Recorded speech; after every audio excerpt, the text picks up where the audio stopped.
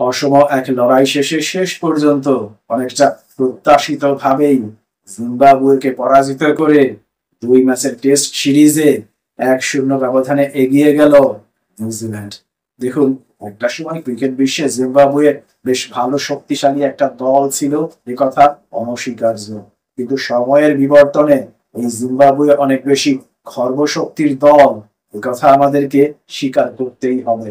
উপরন্তু টেস্ট ক্রিকেটে ওই জিম্বাবুয়ের পক্ষে কখনোই সম্ভব নয় নিউজিল্যান্ডের মতো একটা শক্তিশালী দলের বিপক্ষে চোখে চোখ রেখে ক্রিকেট খেলা।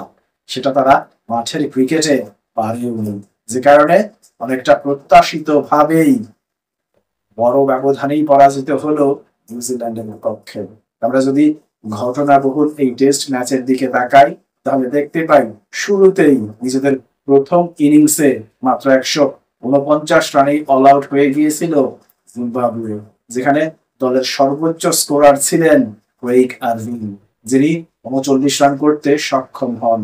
মূলত জিম্বাবুয়ের ব্যাটিং লাইন আপ একাই ঘুরিয়ে দেন নিউজিল্যান্ডের ফাস্ট বোলার ম্যাট হেনরি, যিনি 39 রানের বিনিময়ে 6টি উইকেট শিকার করেন, এবং তাকে বেশ ভালো সঙ্গ দেন নাথান স্মিথ, যিনি 20 রানের বিনিময়ে 3টি উইকেট শিকার করেন। পরবর্তীতে জিম্বাবুয়ের করা 149 রানের জবাবে ব্যাটিং করতে নামার পর নিজেদের প্রথম ইনিংসে নিউজিল্যান্ড সবকটি উইকেট হারিয়ে 307 রান সংগ্রহ করে, যেখানে সবচাইতে বেশি রান সংগ্রহ করেন ডেভন কনওয়ে।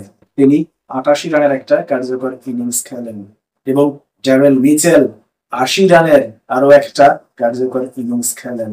মূলত 307 রানে আটকে রাখার মূল নায়ক ছিলেন জিম্বাবুয়ের ফাস্ট বোলার লেজিং মুজোরাবানি, যিনি 73 রানের বিনিময়ে 3টি উইকেট শিকার করেন।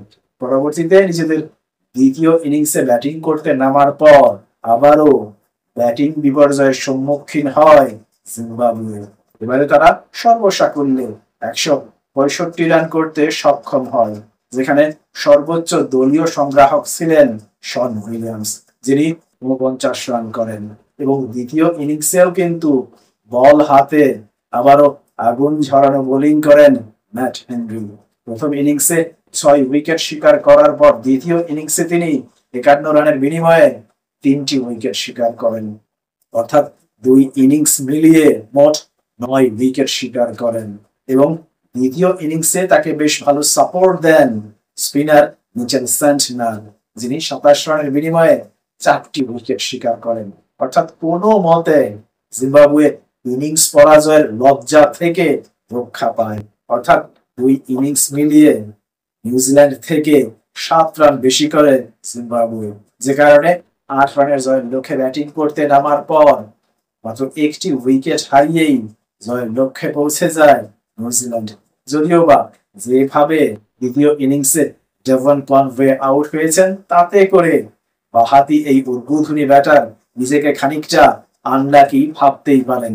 বিশেষ করে যেভাবে তিনি ডাউন দা উইকেটে খেলতে এসে দুর্ভাগ্যজনক ভাবে ইনসাইড এজ হয়ে বোল্ড হয়ে যান, তাতে করে নিজেকে খানিকটা আনলাকি ভাবতেই পারেন। যদিও বা তার এই উইকেট পতনের পর খুব বেশি সময় লাগেনি নিউজিল্যান্ডের জয়ের বন্দরে পৌঁছে যেতে।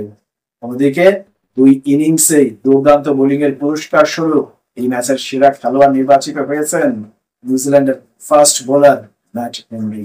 প্রিয় দর্শক, যেভাবে রীতিমতো অসহায় আত্মসমর্পণ করলো জিম্বাবুয়ে নিউজিল্যান্ডের বিপক্ষে, তাতে করে জিম্বাবুয়ে কি পারবে দ্বিতীয় ম্যাচে চোখে চোখ রেখে টেস্ট ক্রিকেট খেলতে? কিংবা নিউজিল্যান্ড কি পারবে প্রথম ম্যাচে যেভাবে রীতিমতো নাকানি চুবানি খাওয়ালো তারা জিম্বাবুয়েকে, দ্বিতীয় ম্যাচেও সেই একই ধরনের আক্রমণাত্মক ক্রিকেট খেলে জিম্বাবুয়েকে নাকানি চুবানি খাইয়ে আবারও জয়ের বন্দরে পৌঁছে যেতে? আপনার মতামত অবশ্যই কমেন্ট বক্সে লিখে জানান। ভালো থাকবেন সবাই। আল্লাহ হাফিজ।